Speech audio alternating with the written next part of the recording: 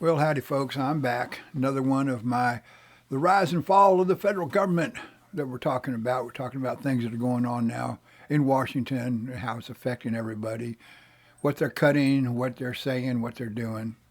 Because I think it's important that we understand this is, and I'm not throwing shade on anybody. I'm not, and I'm just researching the facts and trying to look at it from the historian's point of view. And occasionally I might make some kind of snarky remark, but that's okay. But today's episode has to do with something that, well, a friend of mine asked me to talk about. I didn't really want to, but I thought, well, maybe it's probably a good idea. And so, what we're going to talk about today is really about the Department of Education and why do people dislike it so much? I mean, what's the problem here? I got people saying, well, we just need to get rid of the Department of Education and undo this and it's all going to be perfect once we get rid of them and so on and so forth. And others say, no, we can't get rid of them. If we do, everything's going to fall apart. And, it's a lot of the sky is falling, chicken little kind of things on both sides. So I thought we'd take a look at it. And first of all, what I really want to talk about, first of all, is, like I said, the Department of Education. So let's take a look at its history. How did it come to be? Well, if you think about it, it's actually new. It officially began in 1980. Now, the cool thing, or the interesting thing to me about it, is its purpose, okay, when it was really established, is to improve education, okay, education quality, collect data, and enforce federal education laws. Okay? So that's what it is supposed to do. That is the official beginning of the Department of Education. But the government's been involved in education forever, passing things and doing things for a long time. But there has never been, and there still really isn't, any kind of, I guess you would say, official curriculum in the federal government. And that's what I want to really talk about. Because the one thing I've noticed is kind of like what people think it does. Now, a lot of people see the Department of Education as some sort of unnecessary government bureaucracy that creates a one-size-fits-all policies on our schools, and it's just not right. The department hasn't improved educational outcomes, and it's got a huge budget. But what's going on? It's just wrong. It's too much federal overreach. The federal government doesn't need to be involved in it, okay?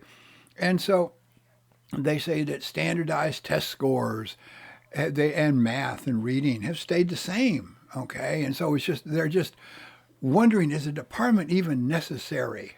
And I laughed about that because when I researched it, I realized that, well, there's a real problem with what a lot of these people think because the Department of Education does not set a national curriculum.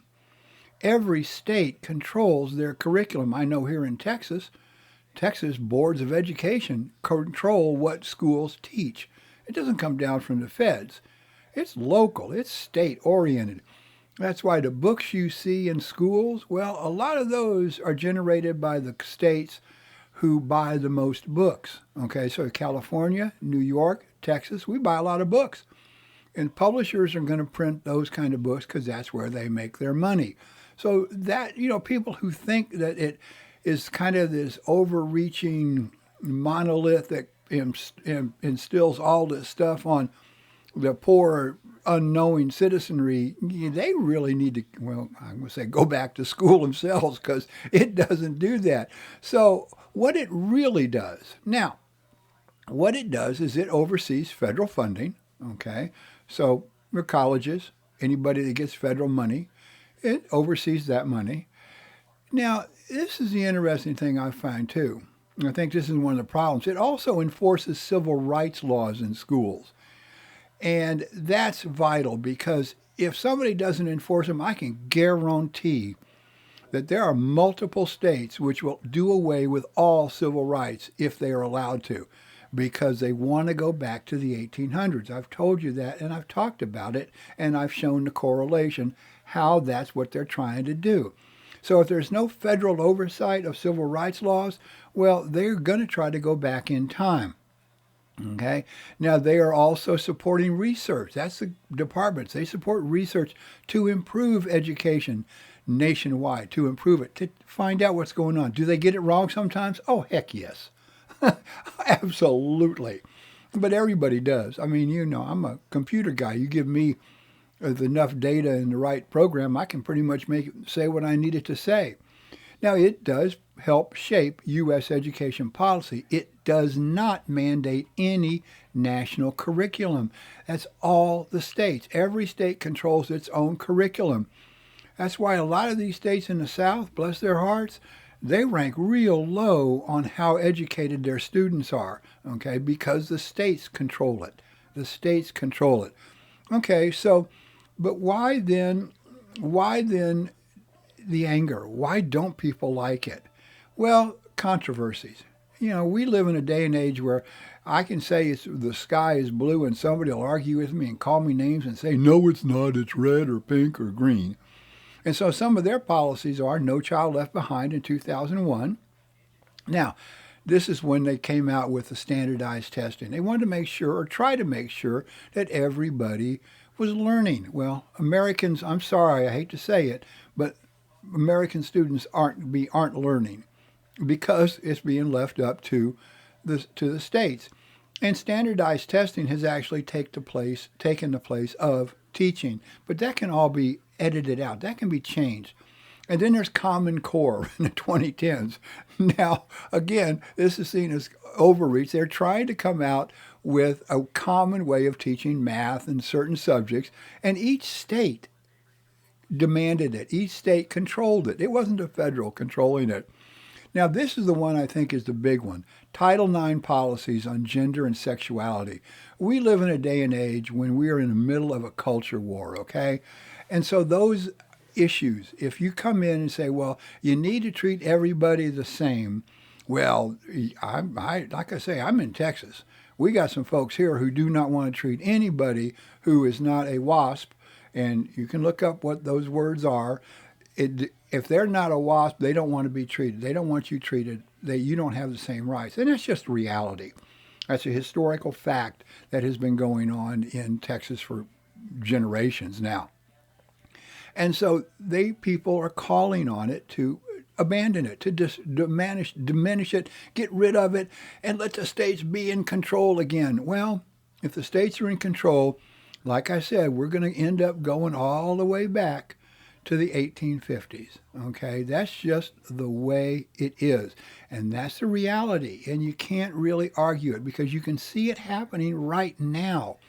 You can see it happening right now when people are angry, people don't want to help, people don't care about helping, people just really, kind of want to be the way they are, okay? And so that is the real problem with the Department of Education.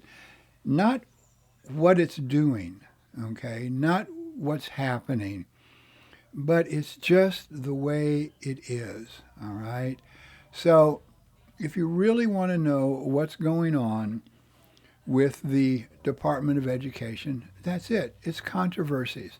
They don't want the controversy. They don't want the federal government to have a role in it. And the federal government is not mandating diddly squat other than you have to follow federal law. Today's administration doesn't want you to follow federal law. So the bottom line is it really comes down to pretty much the fact that people are going to hate it, people aren't going to like it because they want it to be equal educational opportunity for all citizens. Rural, urban, every ethnic group, every generation needs to have the same. And people don't want that. And remember my last episode where I said everybody is biased. And this argument over the Department of Education proves the bias, the prejudice, and the ignorance is just running rampant in America right now. And I guess it's up to each of us to try to figure it out. But that is really why people dislike it so much. They're just kind of ignorant and they have prejudice. That's it for this day. I'll talk to y'all later. Bye-bye.